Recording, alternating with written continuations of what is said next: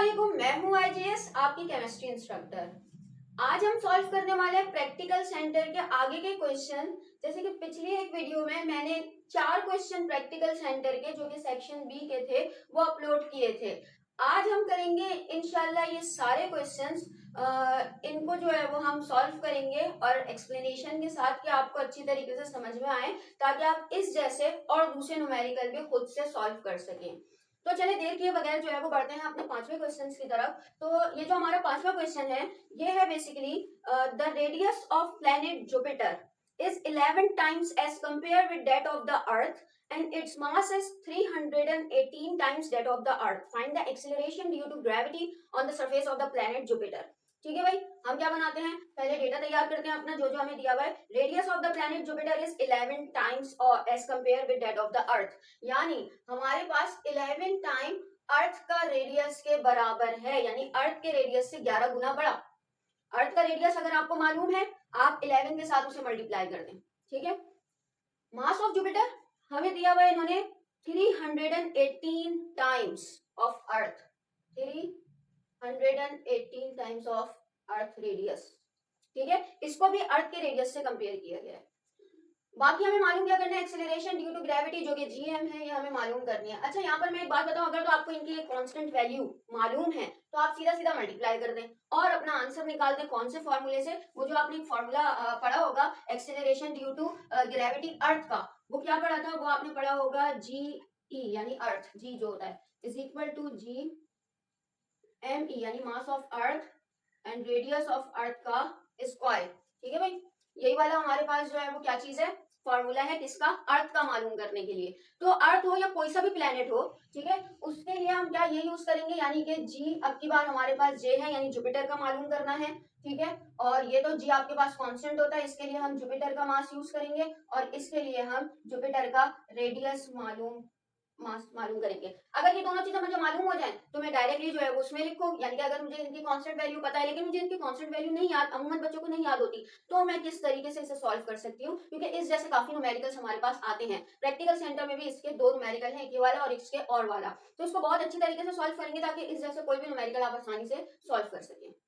अब हम क्या करते हैं, इसी फॉर्मूले से, जो ये वाला फॉर्मूला है, इसी फॉर्मूले से हम अर्थ का मतलब इसके acceleration due to gravity Jupiter का निकालते हैं। अब किस तरह देखिए, ये हम देखिएगा आप, हमारे पास क्या है, जी जे बराबर है जी के, क्योंकि जी की वैल्यू मुझे नहीं पता, कांस्टेंट वैल्यू भी मुझे नहीं पता, एम जे मेरे पास है 318 एम ई।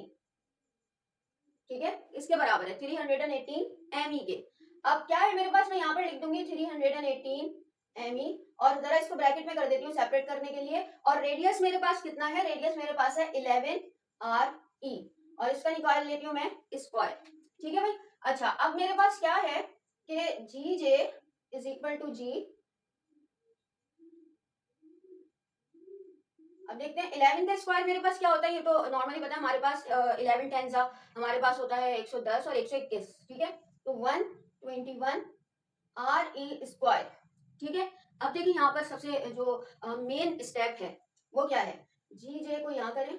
अच्छा, जो नंबरिंग है ना 318 और 121, इसको एक साथ कर लें, 318 121। ठीक है, अब मेरे पास बाकी चीजें क्या बच रही हैं, ये जी बच रहा है, ये एम ई बच रहा है, ये आर ई स्क्वायर, तो इसको आप एक तरफ कर लें, यानी कि G M E R square. ठीक है भाई, जरा अब इन दोनों को सॉल्व करती हूँ, क्या आंसर निकलता है। अच्छा भाई, 318 को जब 121 के साथ मैंने डिवाइड किया तो मेरे पास आंसर आ रहा है 2.628099, तो इसको राउंड ऑफ करके 2.63 ले लेती हूँ मैं। ठीक है, 2.63। ठीक, अच्छा ये जो वैल्यू है G M E R E square किसके बराबर है, G M E R E square g के बराबर है कि नहीं है? तो अगर यहाँ पर मैं जी लिख दूं, जी ई, तो कोई मसला लाजमी सी बातें नहीं होगा। ठीक है भाई, तो अब यहाँ पर क्या करना है, 2.63, क्योंकि इसकी वैल्यू मुझे मालूम है, इसकी वैल्यू आपको भी मालूम होगी, याद होगी, सभी को याद होती है, वो क्या है, वो है 9.8। ठीक है, तो इसको हम मल्टीप्लाई करेंगे 9.8 के साथ, जो कि हमारे पास एक्सीलरेशन का कांस्टेंट यानी जी की वैल्यू होती है, तो हमारे पास आंसर आता है 25.774 मीटर पर सेकेंड स्क्वायर। ठीक है भाई, कोई मुश्किल बात इसमें आई होप कि नहीं लगी होगी। इसका अगला वाला क्वेश्चन देख लेते हैं, हमारा अगला वाला क्वेश्चन क्या है। 5 का और करके एक और क्वेश्चन हमारे पास, the radius of the moon is 27% of the earth radius, यानी कि 27% ऑफ अर्थ रेडियस है। सबसे पहले तो मैं आपको यहाँ पर डेटा जो है वो बनाते हैं, 27% ऑफ अर्थ, ठीक है, ये है अर्थ के रेडियस के बराबर। और आपको पता है 27% हटाते हैं नीचे 100 लिखते हैं, ये तो पता ही होगा, ठीक है। तो ये हो जाएगा मेरे पास 0.27, ठीक है, किसके बराबर, इसके रेडियस, अर्थ के रेडियस के बराबर, ठीक है भाई, इतनी बात समझ में आई। अब हम करते हैं क्या, आगे का डेटा पढ़ते हैं। आगे हमारे पास क्या है कि mass is, it's mass is 1.2% of the earth mass, इसका जो मास है वो है 1.2% ऑफ अर्थ मास, यानी कि 1.2 को डिवाइडेड बाय 100 करेंगे और डिवाइडेड बाय 100 करने के बाद 1 2, यानी कि हो जाएगा 0.012 ME। हमें क्या मालूम करना है, जीएम मालूम करना है, सेम उसी तरह का है ये न्यूमेरिकल, जैसे अभी हम प्रीवियस न्यूमेरिकल सॉल्व किया है बिल्कुल उसी तरीके का है। यानी इसमें हमें क्या करना है, देखिए भाई हमारे पास जो फॉर्मूला आता है जीई का, वो क्या आता है, वो आता है हमारे पास capital G ME upon RE square. किसी भी प्लेनेट का मालूम करना हो, जुपिटर का मालूम करना हो, मून का मालूम करना हो, सैटर्न, मार्स, जुपिटर, किसी का भी, ठीक है, उसका तरीका यही होता है कि आपकी बार मून का मालूम करना है, जी मास मून का होगा और रेडियस भी हमारे पास किसका होगा, मून का ही होगा, ठीक है। सॉल्व करते हैं इसको, ठीक है, इस फॉर्मूले में हम पुट करेंगे वैल्यूज, ठीक है, जीएम इज इक्वल टू, जी को ऐसे ही लिखते हैं। अब हमारे पास एमएम क्या है, एमएम हमारे पास है 0.012 ME, ठीक है, 0.012 ME, और आर मेरे पास क्या है 0.27, 0.27 RE, वो भी स्क्वायर में लेना है हमें, ठीक है भाई। अब जीएम इज इक्वल टू, ये मेरे पास आ गया 0.012, जरा 0.27 का स्क्वायर ले लेते हैं, 0, आंसर आ रहा है मेरे पास 0.0729, ठीक है भाई। यह एक सेकेंड, ये है जी, जी के पास 0.012 ME, और इसका जो आंसर आ रहा है वो आ रहा है 0.0729, सही है भाई। और ये है RE स्क्वायर। अब मैं क्या करती हूँ, सारी जो मेरे पास लेटर्स हैं इनको एक तरफ करके मैं अपना जो है वो नंबरिंग एक तरफ कर लेती हूँ, ठीक है, यानी कि GM is equal to 0.012 divided by 0.0729, और ये हो गया मेरे पास GME अपॉन RE स्क्वायर, और ये वैल्यू किसके बराबर है भाई, ये वैल्यू जी के बराबर है, ठीक है, ये मेरी ये वैल्यू जी के बराबर है।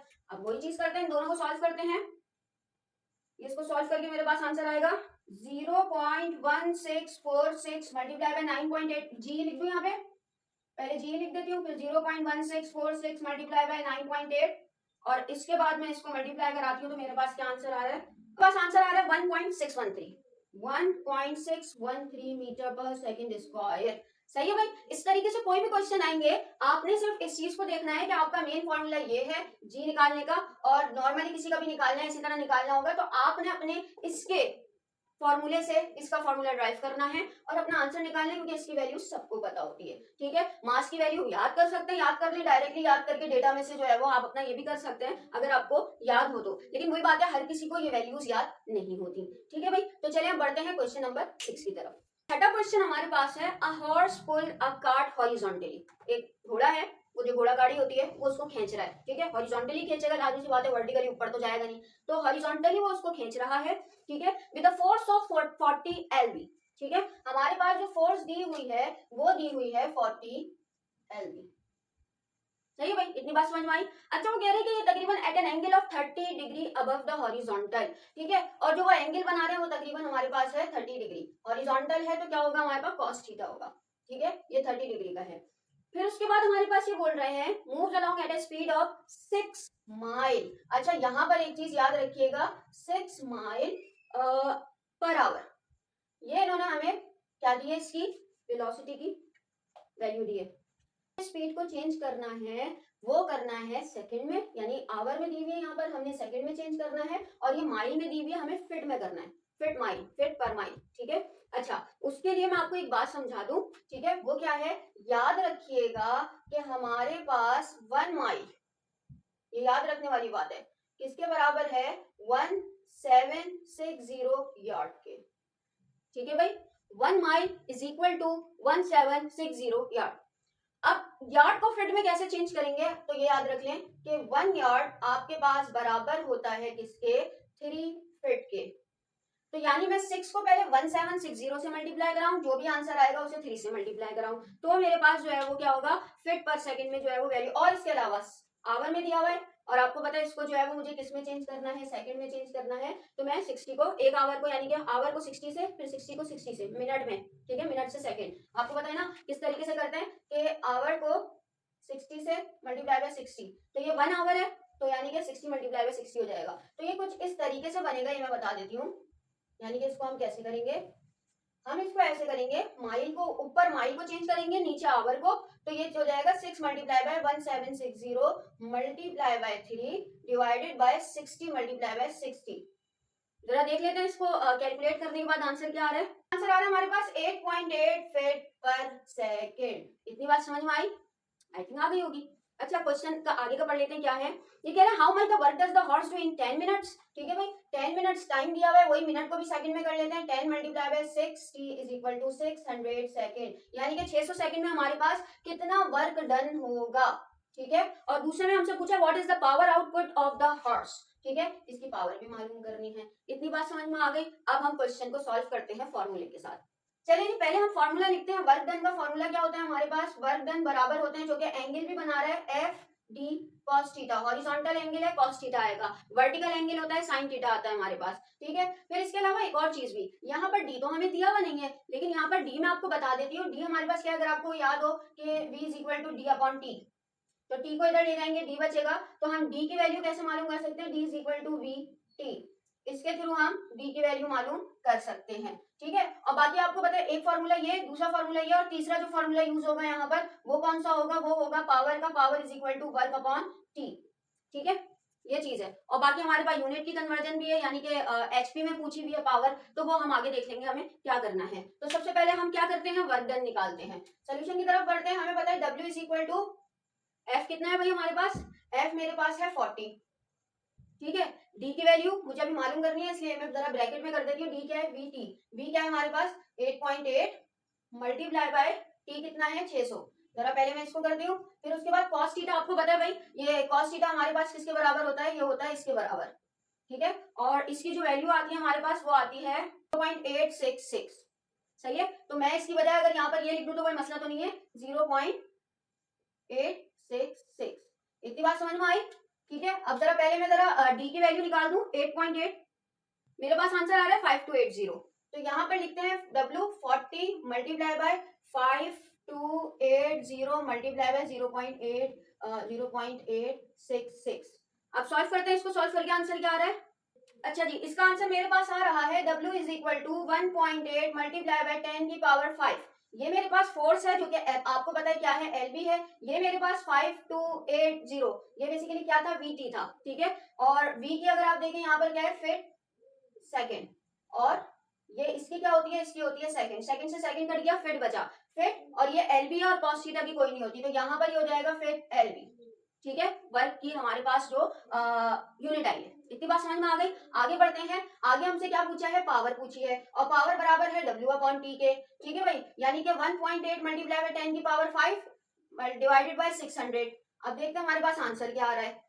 अच्छा भाई, मेरे पास मौजूद है एक नॉर्मल कैलकुलेटर, तो उसमें जो है वो मेरे पास आंसर आ रहा है 3 मल्टीप्लाई बाय 10 की पावर माइनस 3 मल्टीप्लाई बाय 10 की पावर 5, क्योंकि ये इसकी थी। तो ये हो जाएगा P is equal to 3 multiply by 10 की power plus minus minus sign बड़े की लगती है 2। ठीक है, 2 ये, तो इसलिए मैं क्या करती हूँ, इसको नॉर्मल पे ले आती हूँ। आपको पता है ये 2 हटाने के लिए, मुझे एक्सपोनेंट हटाने के लिए 2 जीरो आगे लगाने पड़ेंगे, यानी पॉइंट को आगे लेके जाना पड़ेगा। तो ये हो जाएगा 300। ठीक है, और क्या हो जाएगा, फिट LB, क्योंकि ये वर्क की हमारे पास यूनिट है और इसकी यूनिट क्या है, सेकेंड। ठीक है, और हमें आंसर किस में चाहिए, HP में। ठीक है, और यहाँ पर जो याद रखने की बात है वो ये बात है कि बेटा 1 HP बराबर है 550 फीट LB पर सेकेंड के। ठीक है, और हमारे पास कितना आया, ये 300 आया, तो हम क्या करेंगे, HP यानी कि हॉर्स पावर में हमारे पास आंसर चाहिए, तो ये हम क्या करेंगे, 300 डिवाइडेड बाय 550, आंसर आएगा हमारे पास 0.545। ठीक है भाई, इतनी बात समझ में आई आपको। चलिए अब नेक्स्ट क्वेश्चन की तरफ बढ़ते हैं हम। अगला क्वेश्चन हमारे पास है जो कि क्वेश्चन नंबर 6 का और करके है। A pump is needed to lift water through a height of 2.5 metre at the rate of 500 gram per minute, यानी कि जो रेट है वो क्या है हमारे पास, मिनट ग्राम पर मिनट में। पहले मैं आपको बता दूं, यहाँ पर हाइट हमें दी हुई है 2.5 मीटर, सही दी हुई है भाई, मीटर में दी हुई है। ठीक है। और इसके अलावा जो हमें रेट ऑफ लिफ्टिंग वाटर है, जो रेट दिया गया है वो दिया गया है 500 ग्राम पर मिनट। अब आपने इस ग्राम को किलोग्राम में और इस मिनट को सेकंड में चेंज करना है। उसके लिए क्या करना पड़ेगा, पर मिनट है यानी 1 मल्टीप्लाई बाय 60 होगा, यानी कि कुछ ये इस तरीके से हो जाएगा 500 डिवाइडेड बाय 1000 और नीचे 1 मल्टीप्लाई बाय 60 होगा।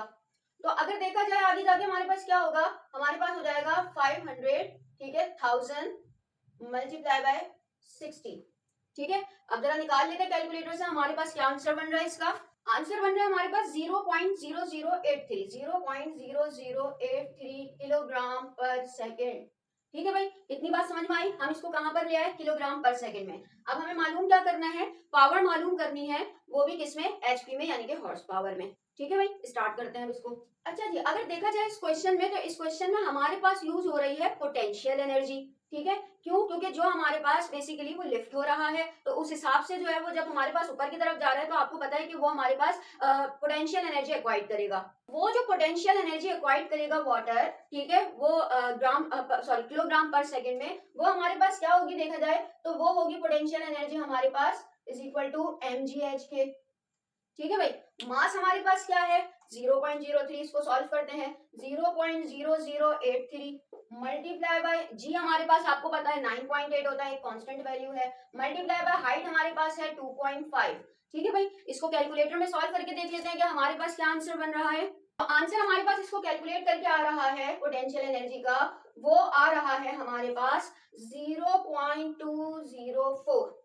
अच्छा मैं यहाँ पर बताऊं, ये मेरे पास है किलोग्राम पर सेकेंड, ठीक है, और ये हमारे पास होती है मीटर पर सेकेंड स्क्वायर। ठीक है भाई, हाइट मेरे पास है मीटर और ये सब मल्टीप्लाई हो रहे हैं। ठीक है, तो हमारे पास कुछ इस तरीके से हो रहा है देखा जाए तो, इस तरीके से। ठीक है, तो ये हो जाएगा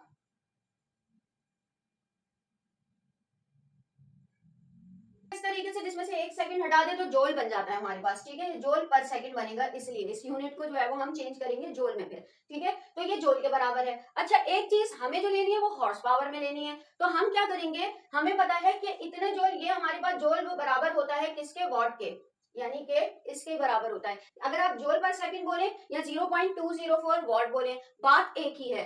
ठीक है, अब हमने इसे हॉर्स पावर में चेंज करना है, उसके लिए हम क्या करते हैं, याद रखिए 1 हॉर्स पावर बराबर है 746 वॉट के।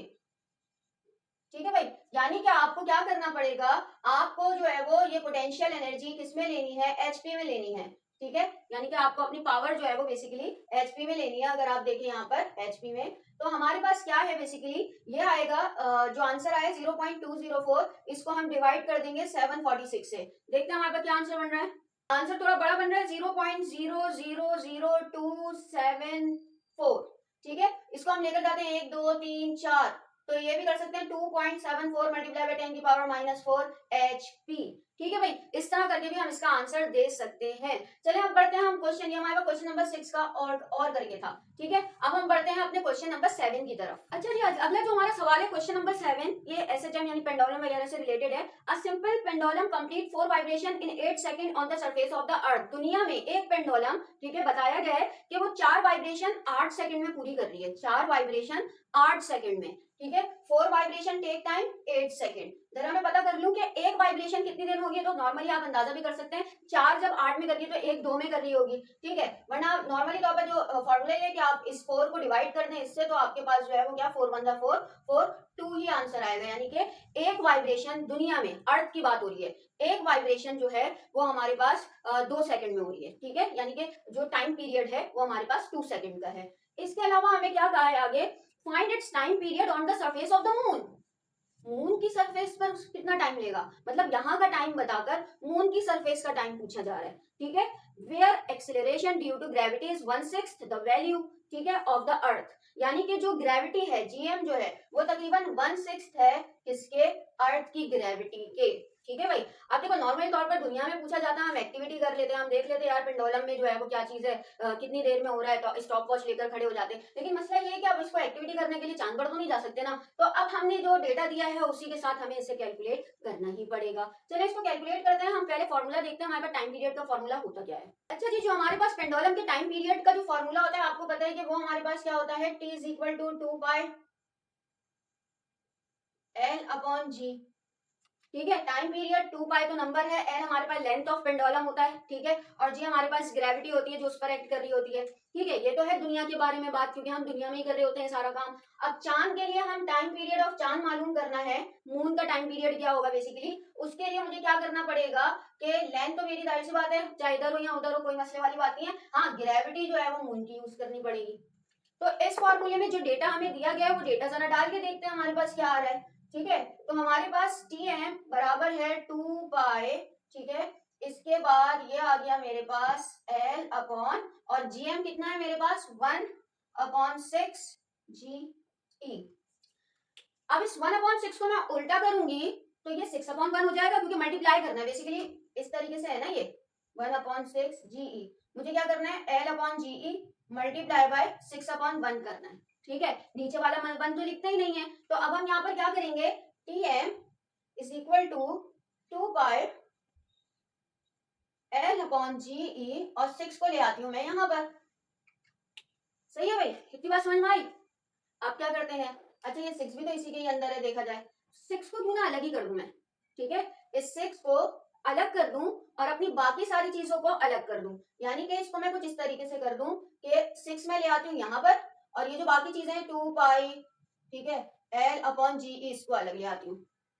अच्छा जी, अब जरा फॉर्मूला देखें, 2 पाई एल अपॉन जी अंडर रूट में किसके बराबर है भाई, टी के बराबर है कि नहीं। तो अगर अब मैं इसको ये कर दूं multiply by 6 multiply bye T, और ये टी है कौन सा, ये टी अर्थ वाला है, और अर्थ का टी मुझे दिया हुआ है जो कि 2 सेकंड है। तो ये बहुत सिंपल सा क्वेश्चन है, अगर थोड़ा सा कॉन्सेप्ट लगा लिया जाए तो हमारे पास क्या है, T M is equal to 6 multiply by 2। अब जरा स्क्वायर रूट निकाल के देख लेते हैं, 6 का क्या निकलेगा, 2.44 निकल रहा है, 2.44 मल्टीप्लाई बाय 2, ये मेरे पास आ जाएगा 4.898। ठीक है ना भाई, ये मेरे पास 4.898 सेकंड आ गया। यानी कि बहुत सिंपल सा है देखा जाए तो, कि हमने आराम से जो है वो, जिस तरह हमने अर्थ की ग्रेविटी का जो है वो फॉर्मूला निकाला था, हमने सिर्फ फॉर्मूला ड्राइव करना होता है, बाकी चीज बहुत आसान होती है। फॉर्मूला ड्राइव करना आ गया, क्वेश्चन बहुत आसान है। ठीक है भाई, इसके ही अब और की तरफ बढ़ते हैं। अगला जो क्वेश्चन है हमारा 7 का और करके है।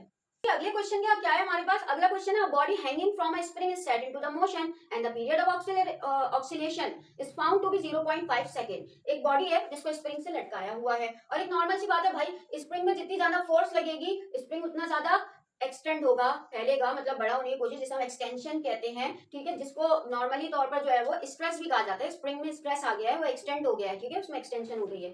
सही है भाई। अच्छा जी, क्या है आफ्टर द, अच्छा ये जो हुआ है बेसिकली कितने सेकंड के लिए मूव कराया गया है, 0.5 सेकंड के लिए, मतलब 0.5 second. Extension is spring after the body has come to rest. जैसे ही बॉडी रेस्ट पर आई, आपने क्या किया, इट इज रिमूव्ड, इसको रिमूव कर दिया। कौन सी बॉडी, जो उसके साथ अटैच थी। How much shorter will be spring be when it comes to rest. अब एक नॉर्मल सी बात है, अगर आपने देखा होगा रबर बैंड भी होता है ना, अगर आप उसे खींचते हैं, फोर्स लगाते हैं, और जैसे ही आप दूसरी फोर्स छोड़ते हैं, वो रबर बैंड क्या होता है, वो दोबारा शॉर्ट हो जाता है। स्प्रिंग के साथ भी आपको पता ही होगा, आपने देखा होगा स्प्रिंग को, कि अगर कोई स्प्रिंग वगैरह पे आपने देखा हो कि ज्यादातर ये जो चिकन सेलर होते हैं, मुर्गियां जहाँ बिक्री होती हैं, चिकन बिक्री होती है, ठीक है, बड़े बड़े उनके कंटेनर होते हैं, और वो एक स्प्रिंग लगा हुआ होता है, बिल्कुल तराजू जैसा जो होता है हमारे पास, और वो डालते हैं उस पर तो वो खिंचता है। ठीक है, खींचने के बाद जैसे आप उसे हटाओगे तो क्या करेगा, वो हमारे पास शॉर्टर हो जाएगा, दोबारा छोटा हो जाएगा। तो ये यही पूछ रहे हैं कि ये तकरीबन कि how much shorter will be spring when it's come to the rest, कितना शॉर्टर होगा, यानी कि आपने मेन इसकी एक्सटेंशन ही मालूम करनी है, एक्सटेंशन कितना हुआ है, शॉर्ट कितना हुआ है, ये चीजें मालूम करनी है। ठीक है भाई, थोड़ा जी भी लिख दें, क्योंकि जाहिर सी बात है, बात स्प्रिंग की हो रही है, जमीन की हो रही है, यानी कि एक चीज लटक रही है तो उस पर फोर्स ऑफ ग्रेविटी तो एक्ट कर रही होगी ना, तभी तो लटक रही है। 9.8 मीटर पर सेकेंड स्क्वायर। ठीक है, अब इसको सॉल्व करते हैं कि हम फॉर्मूला कौन सा यूज करेंगे। हाँ भाई, फॉर्मूले के लिए मैं आपको बताऊं, हुक्स लॉ पढ़ा है, तो अकॉर्डिंग टू हुक्स लॉ हमें पता है, क्या पता है भाई, कि फोर्स डायरेक्टली प्रोपोर्शनल होती है किसके, एक्सटेंशन के। जितना ज्यादा फोर्स होगी, जितना भारी वेट होगा, ठीक है, उतना ही ज्यादा स्प्रिंग एक्सटेंशन होगी स्प्रिंग में, जितना ज्यादा वजन लगेगा उतना ज्यादा होगा। और आपको पता है कि ये फिर उसके बाद आप हमारे पास लगती है और एक्स इस तरीके से आता है, यानी कि कांस्टेंट लग जाता है, साइन हट जाता है, यानी F इज इक्वल टू के एक्स, ये हुक्स लॉ है। ठीक है, अच्छा अब यहाँ पर एक और चीज बात करें, ये F क्या चीज है? F हमारे पास वो फोर्स है जो उस स्प्रिंग पर लग रही है। ठीक है भाई, अच्छा स्प्रिंग पर जो फोर्स लग रही है वो बेसिकली है क्या? अगर मैं आपसे बात करूं तो वो हमारे पास फोर्स है वजन की, वेट की। ठीक है, यानी कि F बराबर है वेट के, और वेट आपको पता है बराबर होता है mg के। Weight is equal to mg, mass किस पर एक्ट कर रहा होता है? ग्रेविटी पर, जो हमारे पास मास एक्ट कर रहा होता है, मास इनटू ग्रेविटी। ठीक है, तो अगर मैं इधर F की जगह पर यही चीज लिख दूं, ठीक है, mg इज इक्वल टू के एक्स, m को सेपरेट करते हैं, के एक्स अपॉन जी। ठीक है भाई, अच्छा अब इसका एक और फॉर्मूला भी है जो हमारे पास टी का, टाइम का निकलता है कि टाइम जो इस पर एक्ट हो रहा होता है टाइम पीरियड का, तो अगर वो आपको याद हो, T is equal to 2 pi M upon K, यही था। अब हम क्या करते हैं, put the value of M, कौन सा एम भाई? ये वाला, ठीक है, इन अबव फॉर्मूला। इस फॉर्मूले में इस एम की वैल्यू लिख देंगे, तो क्या होगा हमारे पास, टी इज इक्वल टू 2 पाई, ठीक है, एम किसके बराबर है? के एक्स अपॉन जी। ठीक है, के एक्स अपॉन जी, और यहाँ पर भी नीचे के है। ठीक है भाई, अब यहाँ पर क्या होगा, के से के कट जाएगा, तो बचेगा क्या? X upon g. ठीक है, तो T is equal to 2 pi X upon g. अब हम क्या करते हैं, take square on both side. सही है भाई, बोथ साइड पे हम क्या करेंगे, स्क्वायर लेंगे। ठीक है, आप चाहे तो फॉर्मूला इतना करके बाकी आगे का सोल्यूशन आप सोल्यूशन में ही कर सकते हैं। ठीक है, यहाँ पे भी कर सकते हैं कि इसको सबको जो है वो फॉर्मूले में ड्राइव करके एट दी एंड जो कैलकुलेशन होगी उसको सोल्यूशन में कर दें। It's totally depend on you. ठीक है भाई, अच्छा अब क्या है हमारे पास, जैसे हम इसका स्क्वायर लेते हैं हो जाता है टी स्क्वायर 4 पाई स्क्वायर, और ये हमारे पास स्क्वायर अंडर रूट हट जाएगा। ठीक है भाई, अच्छा अब हम क्या करते हैं, एक्स को यही छोड़ देते हैं और टी स्क्वायर के साथ जी को लेकर आएंगे, तो ये जी ए हो जाएगा और 4 पाई नीचे चला जाएगा, और ये मेरे पास x यहाँ पर आ गया। बस अब काम आसान है, अब हमने क्या करना है, इनकी वैल्यूज लिखनी है, जो भी इनकी वैल्यूज जो है वो हमें क्वेश्चन में गिवन है। अब देख लेते हैं हम, हमारे पास t कितना दिया हुआ है 0.5, इसका स्क्वायर निकलेगा मल्टीप्लाई बाय 9.8। ठीक है, 4 पाई स्क्वायर, पाई आपको पता है 3.14, इसका स्क्वायर निकालते हैं। ठीक है, इसको टोटल आंसर करके देखिए भाई, स्क्वायर निकलेगा, इसका भी स्क्वायर निकलेगा, फिर उसके बाद जो है वो हमारे पास बाकी की कैलकुलेशन होगी। मैं इसका टोटल आंसर निकाल देती हूँ कि टोटल आंसर निकल क्या रहा है। अच्छा मेरे पास आंसर आ रहा है 0.062, और ये जो आंसर होगा मीटर में होगा, सेंटीमीटर में इसको चेंज करते हैं तो क्या करना पड़ेगा, डिवाइड करना पड़ेगा, सॉरी मल्टीप्लाई करना पड़ेगा 100 से, तो ये हो जाएगा x is equal to 6.2 centimetre. सही है भाई, तो इस तरीके से जो है वो हम इसको आंसर करेंगे। अब चलते हैं हम अपने अगले क्वेश्चन की तरफ, जो कि हमारा क्वेश्चन नंबर 8 जी। 8वां क्वेश्चन है हमारे पास, A watch maker uses a magnifying glass of focal length 5 centimetre. एक वॉच मेकर है, घड़ी ठीक करने वाला, घड़ी साज जिसे कहते हैं। ठीक है भाई, और उसके पास जो है वो मैग्नीफाइंग ग्लास है जो उसने अपनी बिल्कुल आंखों से लगाया हुआ है। ठीक है, और वो है 5 सेंटीमीटर का, यानी उसकी फोकल लेंथ 5 सेंटीमीटर है। सही है भाई, आगे देखते हैं, to see the damage spring of a watch. सही है, if the hold the glass close to the eye. अब उसने क्या किया है, वो होते हैं ना आंखों पे बिल्कुल क्लोज करके लगा लेते हैं, वो आपने देखा होगा उनके पास मौजूद होता है, वो बिल्कुल फंसा लेते हैं इस जगह पर, तो वो बिल्कुल क्लोज है। ठीक है, आंखों से। What is the best position of the object? Object की पोजीशन पी होती है, फोकल लेंथ होता है, एक और चीज भी होती है क्यू, वो क्या होता है, पोजीशन ऑफ इमेज, और यहाँ पर कोई इमेज की पोजीशन नहीं बताई है। जब कभी भी बात आंखों की हो रही है, यानी क्लोज लेंस की, दो लेंस आपस में क्लोज हो और उसमें से एक लेंस तो हमारी अपनी आंखों का हो, ठीक है, तो ऐसे, क्योंकि देखिए यहाँ पर दो, मैग्नीफाइंग ग्लास और आंखों का लेंस, जो आंख में अल्लाह ने हमें जो है वो प्रोवाइड किया है, तो ये दोनों लेंस एक दूसरे के क्लोज हैं। तो यहाँ पर जब हमारे पास ये चीज आ जाती है कि दो लेंस क्लोज होते हैं और वो भी इसमें से एक लेंस आंखों का होता है, तो हम एक वर्ड यूज करते हैं डिस्टिंक्ट विजन। ठीक है भाई, वो डिस्टिंक्ट विजन हमारे पास उसकी एक कांस्टेंट वैल्यू होती है 25 सेंटीमीटर की, और ये है क्या, मैं इसको ये भी बता देती हूँ, डिस्टिंक्ट विजन वो शॉर्टेस्ट डिस्टेंस है जहां पर जो है वो हमारे पास क्या होता है, आंख को इमेज बना सकती है, यानी आंख को कोई इमेज नजर आ सकती है, इमेज जहां पर अपेयर हो सकती है। ठीक है, मालूम क्या करना है हमें पी मालूम करना है, और आगे जो क्वेश्चन में दिया हुआ है वो है what is the linear magnification, magnification भी बता दें क्या होगा। ठीक है भाई, अब हम देख लेते हैं कि इस क्वेश्चन में हमारे पास जो है वो फॉर्मूलाज कौन कौन से यूज होंगे। भाई एक फॉर्मूला इमेज के हवाले से सभी को याद होगा, वो होगा 1/p + 1/q, ऐसा ही होता है भाई। और एक जो मैग्निफिकेशन वाला होगा वो हम यूज करते हैं 1 plus D upon F magnifying power मालूम करने के लिए। ठीक है भाई, इन दो फॉर्मूले से हम अपना आंसर निकालेंगे। तो चलिए सबसे पहले चलते हैं अपने पहले उसकी तरफ, जो कि हमारे पास पी मालूम करना है, यानी कि मेन सोल्यूशन मालूम करना है हमें। ठीक है, तो आपको पता है 1 अपॉन एफ कितना है 5 is equal to 1 upon P, ठीक है, प्लस 1 अपॉन माइन, अच्छा यहाँ पर मैं आपको माइनस लूंगी -25, ठीक है, क्योंकि हमारे पास मैग्नीफाइंग ग्लास जो है वो उसकी इमेज जो होगी वो वर्चुअल होगी, तो इसलिए यहाँ पर ये हमारे पास माइनस में आएगा। ठीक है, रियल इमेज नहीं बनेगी, वर्चुअल होगी, दैट्स व्हाई मैंने इसको माइनस में लिया है। ठीक है भाई, अब क्या करती हूँ मैं इसको इधर ले आती हूँ। अच्छा वैसे भी प्लस माइनस माइनस ही होता है, यहाँ जाके प्लस हो जाएगा, तो 15 plus 125 is equal to 1p। अच्छा जी, अब यहाँ का हम एलसीएम लेंगे। एलसीएम लेने के बाद आपको पता है कि इन दोनों का एलसीएम लेने के बाद हमारे पास ये 1/5 को जब 25 से करेंगे तो ये 5 आएगा, ये +1 आएगा। ठीक है, और ये आगे मेरे पास 1/p। अच्छा यहाँ देखें तो 6/25 बन रहा है। ठीक है, 1/p, और इसको हम क्या कर देते हैं, पहले इन्वर्ट कर देते हैं। ठीक है, इन्वर्ट करते ही मेरे पास क्या हो जाएगा, p इज इक्वल टू 25/6, जो कि मेरे पास आंसर बनाएगा, चेक कर लेते हैं। आंसर आ रहा है 4.166। ठीक है भाई, p आ गया हमारे पास। अब हमने क्या करना है, मैग्निफिकेशन निकालना है, और मैग्निफिकेशन का हमारे पास फॉर्मूला क्या है, 1 प्लस डी अपॉन एफ। ठीक है, जल्दी से कर लेते हैं भाई। m is equal to 1 plus D upon F. m is equal to 1 plus d कितना है भाई, d मेरे पास है, d यही होता है। अच्छा मैं एक और चीज बता दूं कि q भी कह सकते हैं आप, उसे d भी कह सकते हैं। d इसलिए कहते हैं डिस्टिंक्ट विजन, जो कि हमारे पास q यहाँ पर डिस्टिंक्ट विजन के ही बराबर है। क्यों, क्योंकि डिस्टिंक्ट विजन वो होता है, वो शॉर्टेस्ट डिस्टेंस होता है जिस पर कोई आंख जो है वो इमेज अपेयर हो रही होती है आंख पर, और यहाँ पर हमें जो है वो यूज करना था, यानी इमेज कहाँ पर बन रही है, तो हम यहाँ पर q को एज अ d ले रहे होते हैं। ठीक है, यानी कि डिस्टिंक्ट विजन को हमें अपना q लिया हुआ होता है हमने। तो यहाँ पर जो डिस्टिंक्ट विजन है वो 25 का ही है, तो 25 के बाद ये 5 आ गया। आगे सॉल्व करते हैं, 5 1 जा 5, 5 5 जा 5 प्लस 1, और ये 6 आ गया। मैग्निफिकेशन जो आई है हमारे पास वो क्या आई है, वो हमारे पास 6 आई है। ठीक है, इसका आगे वाला क्वेश्चन देख लेते हैं। इस क्वेश्चन 8 क्वेश्चन को करके इंशाल्लाह फिर इस वीडियो को वाइंड अप करते हैं।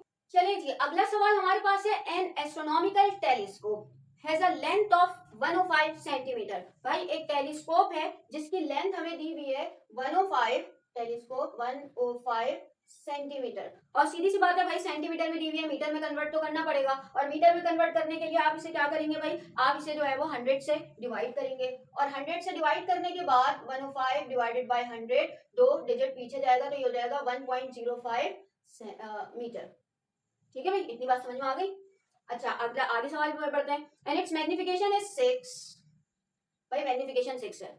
ठीक है, determine the power of objective and the eyepiece. आपने पावर ऑफ ऑब्जेक्टिव मालूम करनी है और पावर ऑफ आईपीस मालूम करना है। अच्छा एक नॉर्मल सी बात बताऊं कि जैसे हमारे पास जो होता है कुछ इस तरीके का जो है वो समझ लें टेलीस्कोप होता है। ठीक है, इस तरीके का हमारे पास टेलीस्कोप मौजूद होता है। तो ये जो टेलीस्कोप की लेंथ दी हुई है ना, ये लंबाई है, और आपको मैं बताऊं जहां से हम देख रहे होते हैं ना, ये मेरे पास कहलाता है आईपीस, यानी यहाँ जो लेंस यूज होता है वो आईपीस कहलाता है, और ये जो लेंस यूज होता है ये ऑब्जेक्टिव लेंस कहलाता है, ऑब्जेक्टिव लेंस।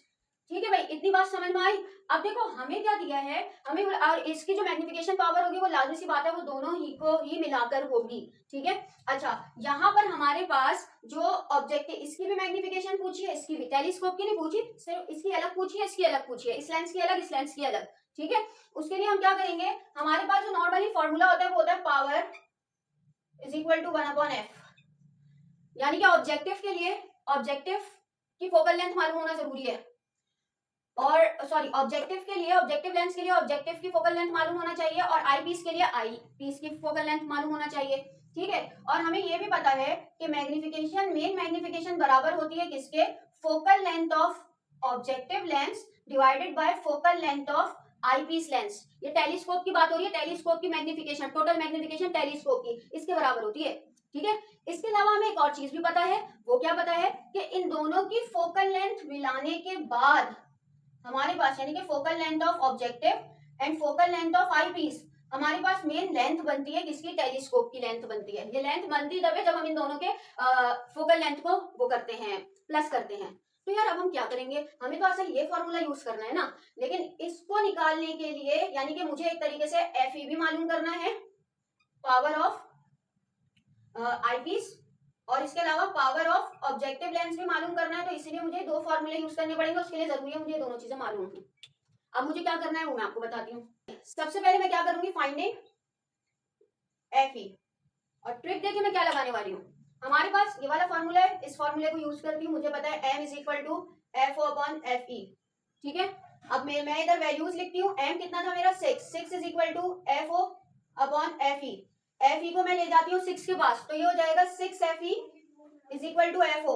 एक तरीके से एफ ओ की जो वैल्यू निकली है वो 6 एफ ई के बराबर निकली है। अब मैं यूज करती हूँ ये वाला फॉर्मूला, एल बराबर है किसके, L is equal to F O plus F E, ठीक है। और मेरा एफ ओ किसके बराबर है, 6 एफ ई के, तो मैं एफ ओ की बजाय अगर लिख दूं यहाँ पे L is equal to 6 F E plus F E, तो मेरे पास 6 और 1 7 हो जाएंगी। तो एल मेरे पास टोटल कितनी है, एल मेरे पास है 1.05, और ये हो गई 6 और 1 7 7 एफ ई। और अब क्या करूंगी, 1.05 के साथ मैं 7 को डिवाइड कर दूंगी ताकि मेरी एफ ई तो आ जाए। अब मेरा एफ ई क्या आता है देख लेते हैं, इसको डिवाइड करके 0.15, ये मेरा एफ ई आ चुका है। क्या मालूम करना है, एफ ई तो मालूम हो गया, एफ ओ, और एफ ओ को किससे मालूम करते हैं, focal length of objective lens, ये हम इससे मालूम कर सकते हैं, क्योंकि अब हमें इस फॉर्मूले में ये भी मालूम है और ये भी मालूम है। तो अब मैं क्या करूंगी, ये जो मेरा फॉर्मूला है m is equal to F O upon F E, इसको सबसे पहले तो मैं क्या करूंगी, एफ ओ को साइड में करके एफ ई को m के साथ ले आऊंगी, ठीक है। यानी कि F O is equal to m multiply by F E, जो कि मेरे पास क्या बनेगा, यहाँ पर देख लें, मेरे पास ये होगा F O is equal to 6 multiply by 0.15।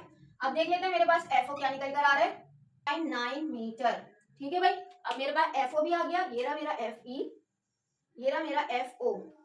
अब इन दोनों फॉर्मूले से मैं अपने आईपीस का भी निकाल लूंगी, ऑब्जेक्टिव का भी निकाल लूंगी, ठीक है। पहले यहाँ पर ऑब्जेक्टिव का निकाल लेते हैं, यहाँ पर आईपीस का निकाल लेते हैं, ठीक है। इस फॉर्मूले में पुट कर रही हूँ, P O is equal to 1 upon 0.9 होगा ये, ठीक है। देख लेते हैं क्या आंसर आ रहा है कैलकुलेट करके, 1 ठीक है। इसको देखते हैं, जो हमारे पास पीई है इज इक्वल टू, ई हमारे पास क्या आया था 0.15, 1 डिवाइडेड बाय 0.15, तो इसका आंसर देखते हैं क्या आ रहा है मेरे पास 6.66, और पावर किसके बराबर होती है ये तो आपको पता ही होगा, डायोप्टर के, डायोप्टर, ठीक है भाई। इसकी हम यूनिट लिख देंगे।